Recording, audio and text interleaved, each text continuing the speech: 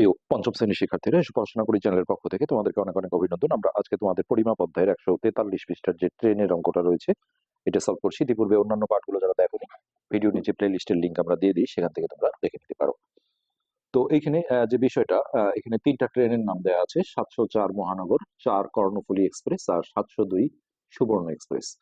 তো দেখো, এটা ঢাকা থেকে চট্টগ্রাম যাচ্ছে। তো এখানে মাঝে মাঝে সময় দেওয়া নেই, এই কারণে যে এই ট্রেনটা এই স্টেশনগুলোতে থামে না। কিছু মেইল ট্রেন আছে যেগুলো, যেমন এই ট্রেনটা একদম মেইল, দেখো একদম লোকাল। হ্যাঁ, এটা সবগুলো স্টপেজে কিন্তু দাঁড়িয়েছে, সবগুলো স্টেশনে। কিন্তু এই সুবর্ণ এক্সপ্রেস কিন্তু দেখো খুব কম দাঁড়িয়েছে, এই যে এখানে আর বিমানবন্দর স্টেশনে থেমেছে, আর একবারে চিট্টাগাং চট্টগ্রামে পৌঁছেছে। তো এই বিষয়, আর এই ট্রেনটা যেখানে এই যে লাল এইভাবে দেওয়া আছে, টাইম দেওয়া নেই, সেই জায়গায় কিন্তু থামে নেই।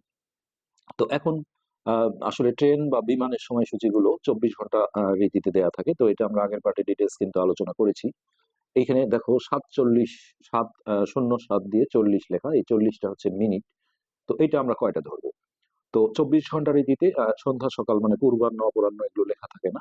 তো এটা যদি সন্ধ্যা 7টা হতো তাহলে কিন্তু এর সাথে 12 যোগ হয়ে 13, 14, 15, 16, 17, 18, 19টা 40 থাকতো। তো যখন এরকম থাকে তখন এটা বুঝতে হয় যে পূর্বাহ্ন অর্থাৎ সকাল। তো যাই হোক, এই যে এই টাইম গুলো দেখো, এই যে 13, 15, হ্যাঁ, এটা দেখে আমরা বুঝতে পারছি যে এটা সবগুলো কিন্তু 24 ঘন্টা রীতিতে দেয়া আছে।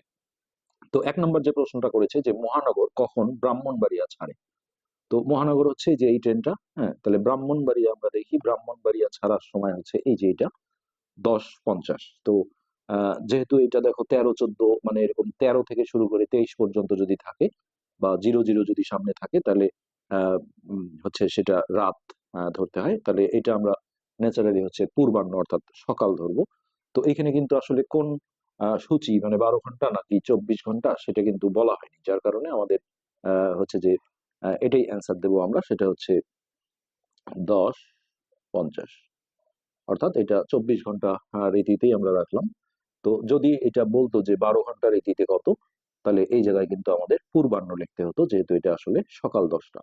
কেননা রাত 10টা হলে এটা হচ্ছে যে 12-র পরে দেখো 13, 14, 15, 16, 17, 18, 19, 20, 21, 22টা দেওয়া থাকতো, মানে এর সাথে 12 যোগ হতো। এরপর 2 নম্বর প্রশ্ন, কর্ণফুলী এক্সপ্রেস কখন চট্টগ্রামে পৌঁছে তা, এই যে এটা দেখো 12 ঘন্টার সময়সূচিতে প্রকাশ করি। কর্ণফুলী এক্সপ্রেস কখন চট্টগ্রামে পৌঁছে, তাহলে এই যে মাঝেরটা হচ্ছে কর্ণফুলী এক্সপ্রেস, এই যে চট্টগ্রামে পৌঁছে দেখো 18:40। তাহলে আমরা এইভাবে লিখতে পারি 2 নম্বর প্রশ্নের উত্তর, যে কর্ণফুলী কর্ণফুলী এক্সপ্রেস চট্টগ্রাম পৌঁছে, তো যেটা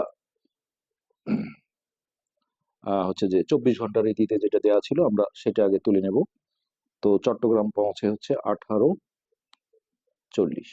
আমরা আগের পাঠে শিখিয়েছি, যখনই আমরা এরকম দেখব যে 13, 14, 15, 16 এরকম, হ্যাঁ, তাহলে সেক্ষেত্রে এইটা 12 ঘন্টায় আনতে গেলে এখান থেকে 12 বিয়োগ করে দিতে হয়। তো এখানে আমরা সমান সমান দিয়ে 18 বিয়োগ 12 এইভাবে করে দিতে পারি, অথবা একবারে মৌখিক ভাবে করতে পারি, সেটা হচ্ছে 13, 14, 15, 16, 17, 18, 6, 40। কিন্তু এইখানে অবশ্যই তোমাকে এটা কিন্তু হচ্ছে দুপুর 12টার পরে, হ্যাঁ। তার মানে এখানে আমাদের অপরাহ্ন কিন্তু লিখতে হবে। 12 ঘন্টা রীতিতে পূর্বাহ্ন আর অপরাহ্ন এই কথাটা অবশ্যই লিখে দিতে হয়।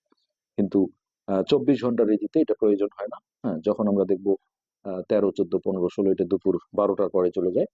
আর যখন আমাদের 12 ঘন্টা রীতির মতোই থাকে, ধরো যে 7:30 দেওয়া আছে, এটা 24 ঘন্টা রীতিতে, তাহলে আমরা এটা বুঝে নেবো যে 12 ঘন্টা রীতিতে এটা হবে পূর্বাহ্ন।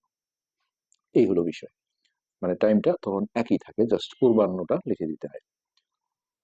তো এই এরপর 3 নম্বর যে কোশ্চেনটা, এটা যেটা বলেছে সেটা হচ্ছে যে এই ঢাকা থেকে চট্টগ্রামে সবচেয়ে কম সময়ে পৌঁছানোর জন্য কোন ট্রেনটি ব্যবহার করতে হবে, উত্তরের সপক্ষে যুক্তি দাও। তো আমাদের দেখতে হবে যে কোন ট্রেনটা কখন ছাড়ে আর কখন পৌঁছে, মোট কত ঘন্টা টাইম লাগে। তো প্রথম যে ট্রেনটা ছিল মহানগর, তাহলে 704 মহানগর। তো এটা আমাদের বিয়োগ করতে হবে, যার কারণে আমরা দেখো উপরে বড়টা রাখবো। চট্টগ্রামে পৌঁছে হচ্ছে 15:15। আর ঢাকা থেকে ছাড়ে হলো দেখো 7:07, আর এখানে আছে 40। তো এই বিয়োগগুলো তোমরা হয়তো দেখেছো যে উপরে ছোট সংখ্যা থাকলে এর কাছ থেকে একটা ধার নিতে হয়। তো এটা ঘন্টার ঘর, এটা মিনিটের ঘর। তো 1 ঘন্টা মিনিটের ঘরে আসলে 1 ঘন্টা সমান যেহেতু 60 মিনিট, তাহলে 15-র সাথে প্রথমে 60 যোগ করে নিতে হয়। তো এটা যোগ করে হবে দেখো 5 আর 6 রেখে 7, 75। তার নিচে এই 40 লিখে বিয়োগ করতে হবে। তো 5, 4 আছে 7 হবে 3, তাহলে এই ঘরে আসবে 35। আর এই যে ধার দিয়েছিল এখান থেকে 1 কমে যাবে অর্থাৎ 14, তাহলে 14 থেকে 7 বিয়োগ দিলে এটা হবে 7। তো এই জায়গাটায় আমরা তখন ঘন্টা বলবো যে এই ট্রেনটার সময় লেগেছে 7 ঘন্টা 35 মিনিট। তারপরে 4 কর্ণফুলী এক্সপ্রেস। 4 কর্ণফুলী, যে ট্রেনটার কম সময় লাগবে আমরা সেটা অ্যান্সার হিসেবে বলবো। তো এই ট্রেনটা চট্টগ্রাম পৌঁছেছে দেখো 18:40। হ্যাঁ, আর এইটা ছেড়েছিল হচ্ছে 5:30। 5:30। তো উপরে বড় থাকলে কিন্তু আর ধার নেওয়ার প্রয়োজন নেই, এটা আমরা সরাসরি হচ্ছে যে বিয়োগ করে দিতে পারবো। 40 থেকে 30 বিয়োগ দিলে 10। এটাও দেখো 18 থেকে 5 বিয়োগ দিলে 13। তার মানে এই ট্রেনটার সময় লেগেছে 13 ঘন্টা 10 মিনিট। তারপরে পরবর্তী যে ট্রেনটা ছিল সুবর্ণ এক্সপ্রেস, তাহলে 702 সুবর্ণ এক্সপ্রেস। এইটা চট্টগ্রাম পৌঁছেছিল। আমরা এই যে পৌঁছানোর টাইমটা কিন্তু উপরে রাখতে হবে যেহেতু বিয়োগ করতে হয়। তাহলে এই 22:35 আর ছেড়েছিল হচ্ছে 16:30। তো এইটা দেখো উপরে যেহেতু বড় আছে সমস্যা নেই, এটা আমরা সরাসরি বিয়োগ করে 5 পাবো। এটাও আমরা বিয়োগ করতে পারবো, উপরে যেহেতু বড় আছে। 6 আছে 12 হবে 6, হাতের এখানে আসলে মিলে গেল। তাহলে 6 ঘন্টা 5 মিনিট। তাহলে আমরা এখন বলবো যে এই সুবর্ণ এক্সপ্রেস এর এর ঢাকা হতে চট্টগ্রাম পৌঁছতে সবচেয়ে কম সময় লাগে। তাই এই ট্রেনটি ব্যবহার করতে হবে। এটাই আমাদের উত্তরের সপক্ষে যুক্তি। তো এই ছিল 143 পৃষ্ঠার অঙ্ক। আমরা এবার 144 পৃষ্ঠায় চলে যাই। এখানে দেখো কিছু আছে অধিবর্ষ, দশক, যুগ, শতাব্দী। তো অধিবর্ষ ইংলিশে যেটা আমরা লিপ ইয়ার বলি, অর্থাৎ যে সালের ফেব্রুয়ারি মাস 28 দিনের পরিবর্তে 29 দিনে ধরা হয় সেটা হচ্ছে অধিবর্ষ বা লিপ ইয়ার। তো এটা কিভাবে হিসাব করা হয় সেই বিষয়গুলো এখানে আলোচনা করা হয়েছে।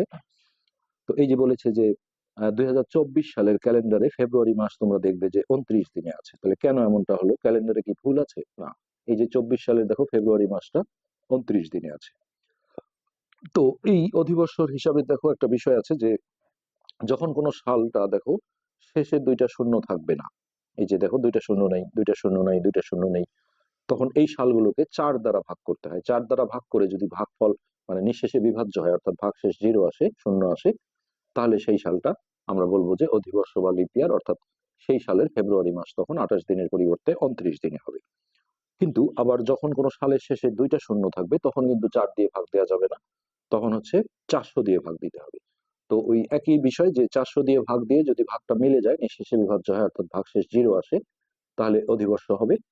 হ্যাঁ, এবং সেই সালের হচ্ছে ফেব্রুয়ারি মাস 28 দিনের পরিবর্তে 29 দিনে হবে, একদিন বেশি। কিন্তু যদি 400 দিয়ে ভাগ দিয়ে মিলে না যায় অর্থাৎ নিঃশেষে বিভাজ্য না হয়, শূন্য ছাড়া অন্য কিছু ভাগশেষ থাকে, তাহলে অধিবর্ষ হবে না। সেক্ষেত্রে সেই সালের ফেব্রুয়ারি মাস 28 দিনে হবে। তো এই যে এগুলোকে প্রতিটা তোমরা যদি 4 দিয়ে ভাগ দাও, এখানে যেহেতু 2টা শূন্য ছিল না লাস্টে, যার কারণে 4 দিয়ে ভাগ দিতে হবে। এগুলো প্রতিটাই দেখো 4 দ্বারা বিভাজ্য হয়ে যাবে, ভাগশেষ শূন্য আসবে। হ্যাঁ, এই সালগুলো কিন্তু অধিবর্ষ, অর্থাৎ এই সালগুলোর ফেব্রুয়ারি মাস 28 দিনের বদলে 29 দিনে হবে। তো একইভাবে এই যে এটাকে 4 দ্বারা ভাগ দিলে নিঃশেষে বিভাজ্য হবে। এখন এইখানে দেখো 1800, এটা লাস্টে যেহেতু 2টা শূন্য আছে, এখন আর 4 দিয়ে ভাগ দেওয়া যাবে না, 400 দিয়ে। তো এইটা কিন্তু 400 দিয়ে ভাগ দিয়ে দেখো 4 বার গিয়েছে, 4 4 16, অবশিষ্ট থাকে 200, এটা নিঃশেষে বিভাজ্য হয়নি, অর্থাৎ 0 ভাগশেষ আসেনি। হ্যাঁ, তো এই সালটা কিন্তু অধিবর্ষ নয়। কিন্তু এটাকে যদি তুমি ভুল করে 4 দিয়ে ভাগ দাও তাহলে কিন্তু নিঃশেষে বিভাজ্য হবে। তখন যদি উত্তর দাও যে অধিবর্ষ তাহলে ভুল হবে, কেননা শেষে 2টা শূন্য থাকলে 400 দিয়ে ভাগ দিতে হয়। এবার এটা করে দেয়নি, এটা আমরা যদি করি, এটা দেখো 5 বার দিলে 4 5 20 বড় হয়, 4 বার যায়, তো 4 4 1600। হ্যাঁ, এটাও কিন্তু নিঃশেষে বিভাজ্য হয় না, 300 ভাগশেষ থাকে। তাহলে এখানেও আমরা বলবো এটা অধিবর্ষ নয়, অধিবর্ষ নয়। আর অধিবর্ষ না হলে ফেব্রুয়ারি মাস কিন্তু 28 দিনে হবে। এইটা আমরা যদি 400 দিয়ে 2000-কে ভাগ করি তাহলে দেখো 5 বারে কিন্তু এটা মিলে যায়। এই যে 5 0 0 5 0 0 4 5 20, অর্থাৎ নিঃশেষে বিভাজ্য, ভাগশেষ শূন্য আসছে। তাহলে এই 2000 সালটা কিন্তু আমরা বলবো অধিবর্ষ। তাহলে এই 2000 সালের ফেব্রুয়ারি মাস কিন্তু 28 দিনের বদলে 29 দিনে হবে। এই হলো বিষয়। অধিবর্ষের ফেব্রুয়ারি মাসে 29 দিন থাকে, তাহলে যে সালটা অধিবর্ষ হবে সেই সালটা কিন্তু 365 দিনে না হয়ে একদিন বেশি, অর্থাৎ 366 দিনে বছর হবে। এটা মাথায় রাখতে হবে, একদিন বেশি। আচ্ছা, এবার এখানে কিছু দেওয়া হয়েছে যে 2100 সাল অধিবর্ষ, অধিবর্ষ নয়, ফেব্রুয়ারি মাস কত দিনে ছিল। তো যদি অধিবর্ষ হয় তাহলে ফেব্রুয়ারি মাস 29 দিনে, আর অধিবর্ষ না হলে হ্যাঁ ফেব্রুয়ারি মাস হবে 28 দিন। তো 2100-র লাস্টে যেহেতু 2টা শূন্য আছে তাহলে আমাদের অবশ্যই 400 দিয়ে ভাগ করতে হবে। তো দেখো 5 বার যায়, 4 5 20, অর্থাৎ এটা হচ্ছে আমাদের 2000। এখানে নিঃশেষে বিভাজ্য হলো না যেহেতু 100 ভাগশেষ থাকে, তাহলে এখানে আমরা বলবো অধিবর্ষ নয়, অধিবর্ষ নয়। আর অধিবর্ষ না হলে ফেব্রুয়ারি মাস তাহলে হচ্ছে 28 দিনে হবে। এরপর 1984 সাল, লাস্টে যদি 2টা শূন্য না থাকে, একটা শূন্য থাকলেও কিন্তু আমরা 4 দিয়ে ভাগ দেবো, 2টা শূন্য থাকলে 400 দিয়ে ভাগ দেবো। তো এটাকে আমরা 4 দিয়ে ভাগ করি, 4 4 16, এখানে অবশিষ্ট থাকে 3, তারপর 8 কেটে নিলাম, 4 9 36, অবশিষ্ট থাকে 2, 4 কেটে নিলাম, 4 6 24। এটা দেখো নিঃশেষে বিভাজ্য হয়ে গেছে, শূন্য ভাগশেষ। তাহলে এটা কিন্তু আমাদের অধিবর্ষ, অধিবর্ষ। তাহলে অধিবর্ষ হলে ফেব্রুয়ারি মাস হবে 29 দিন। এরপর আছে 1820 সাল, 1820। হ্যাঁ, এটা যেহেতু 2টা শূন্য নাই তাহলে আমরা 4 দিয়ে ভাগ করব। প্রথমে দেখো 4 4 16, 17 18 2, 2 কাটলাম, 4 5 20, আবার 2 অবশিষ্ট, এখানে শূন্য কেটে নিলাম, 4 5 20। এই যে নিঃশেষে বিভাজ্য হয়ে গেছে, অর্থাৎ শূন্য ভাগশেষ আসছে। তাহলে এইটাকে আমরা বলবো অধিবর্ষ। হ্যাঁ, এবং এটা হবে অধিবর্ষ হলে 29 দিনে হবে ফেব্রুয়ারি মাস। শুধুমাত্র ফেব্রুয়ারি মাসের ক্ষেত্রে এই সমস্যাটা। 1756 সাল, তো এটাকে আমরা 4 দিয়ে ভাগ দিয়ে দেখব। প্রথমে 4 4 16, অবশিষ্ট থাকে 1, এখান থেকে 5 কেটে নিলাম, 3 4 12, অবশিষ্ট থাকে 3, তারপরে 6 কেটে নিলে 4 9 36, ভাগটা দেখো মিলে গেল, অর্থাৎ নিঃশেষে বিভাজ্য হয়েছে।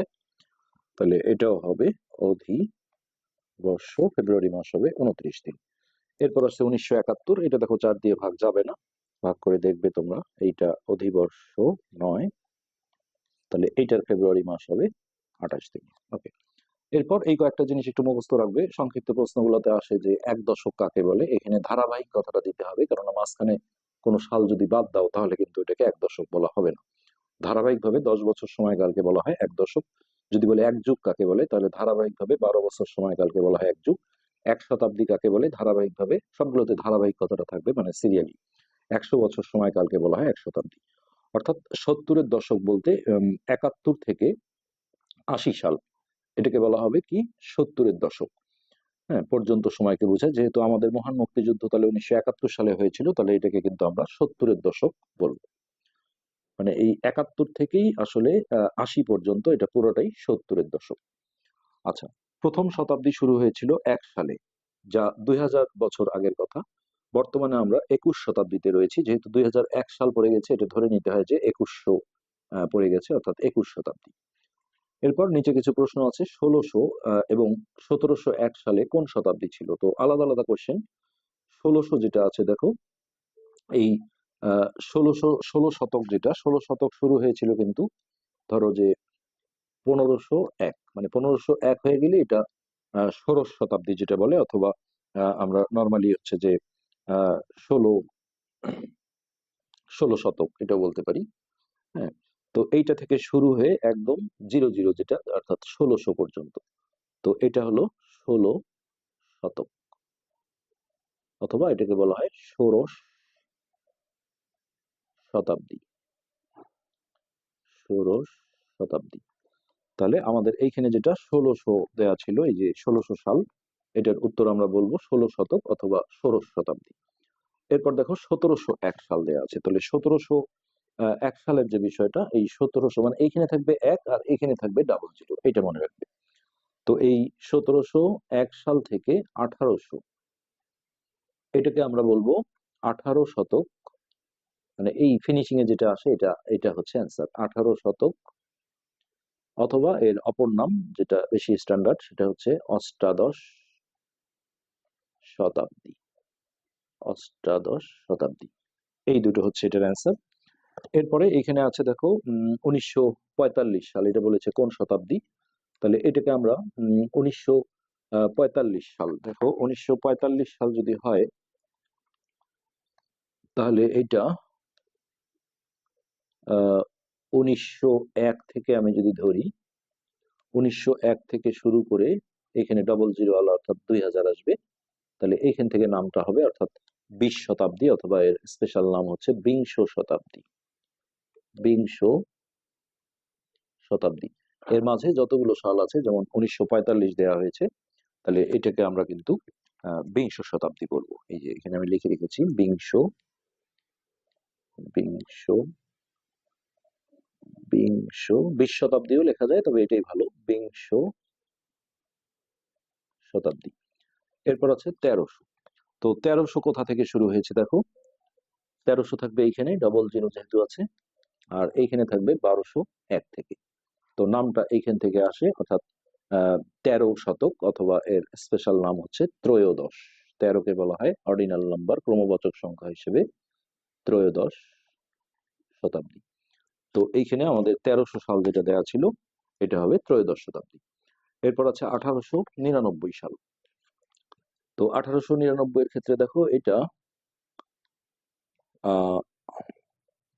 1801 সাল থেকে এইখানে 1900-তে গিয়ে শেষ হবে। তো 1899 কিন্তু এর মধ্যে আছে। তো নামটা এখান থেকে হবে, অর্থাৎ 19 শতক, অথবা শতাব্দী বললে এটাকে ঊনবিংশ বলা হয়। 19কে বলা হয় ঊনবিংশ। হ্যাঁ, যেমন 1কে কি বলা হয় প্রথম, 2কে দ্বিতীয়, এটা ক্রমবাচক সংখ্যা হিসেবে, তাহলে ঊনবিংশ শতাব্দী। এরপর লাস্টে যেটা আছে 1700, সরি এদিকে লিখি, 1756 সাল, এটা কোন শতাব্দী? তো এইটা দেখো এইখানে আসবে 1800, আর এখানে শুরু হবে কিন্তু 1701 সাল থেকে, আর নামটা এখান থেকে আসবে, অর্থাৎ 18 শতক, বা শতাব্দী বললে আমরা এটাকে অষ্টাদশ, অষ্টাদশ শতাব্দী। তো এই ছিল মোটামুটি 145 পৃষ্ঠার আলোচনা। আমরা পরবর্তী পার্টে বাকি বিষয়গুলো আলোচনা করব। আজকে এ পর্যন্তই। পরবর্তী পার্ট দেখার আমন্ত্রণ রইল। ধন্যবাদ।